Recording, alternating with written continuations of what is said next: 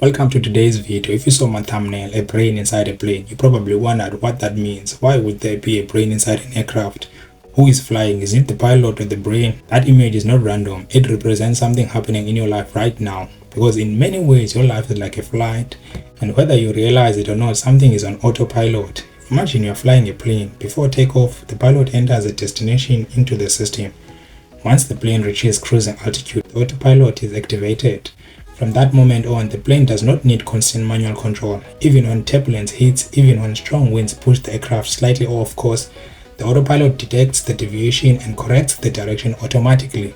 It keeps adjusting, it keeps recalibrating, it keeps returning to the path, and unless the pilot intentionally changes the destination, the plane will continue flying in the same direction no matter how much turbulence it experiences.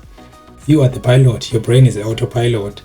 Now think about your life. If your results keep repeating, if you keep falling back into the same habits, the same emotional reactions, the same financial patterns, the same cycles, that is not random. That is autopilot correcting you back to the programmed direction. And here's the part that should change everything for you. If your brain is so efficient that it can sabotage you automatically based on your past actions, that means it is incredibly powerful. If it is powerful enough to work against you, it is powerful enough to work for you. Most people say my brain sabotages me, I procrastinate, I overthink, I go back to old habits, I ruin my own progress. But look deeper, what they are really describing is efficiency. The brain is designed to conserve energy. It does not want to rethink every decision every day.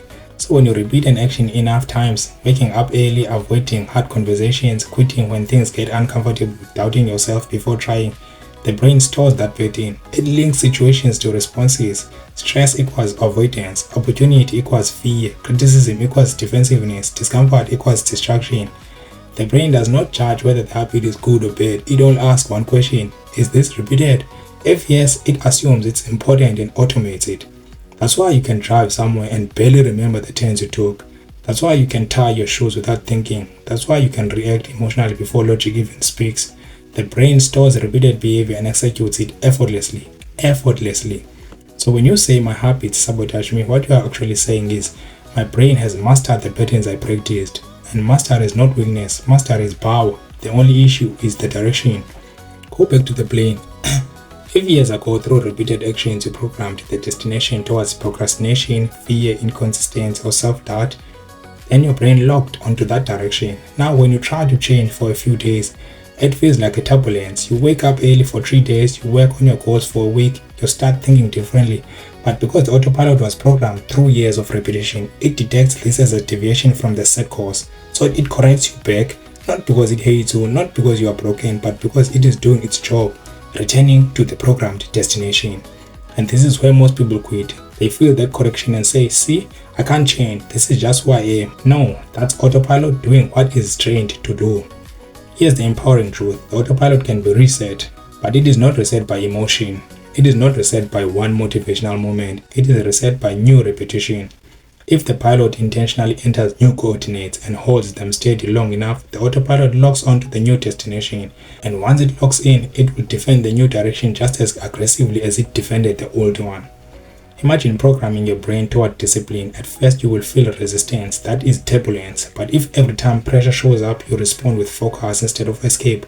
If every time fear appears, you take one small action instead of retreating, your brain begins storing new patterns. Pressure now equals effort, fear now equals movement, discomfort now equals growth.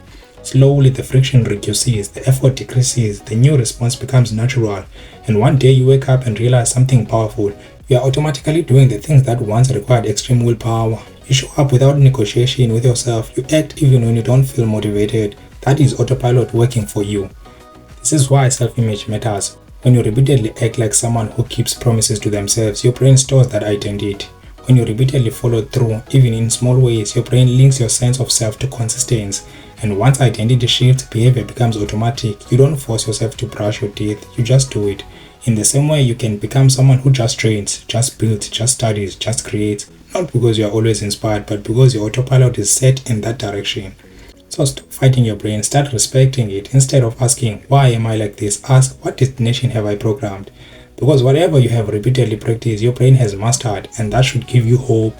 If it can sabotage you automatically, it proves it is powerful, and if it is powerful, it can be trusted, it can be trained, and it can be redirected.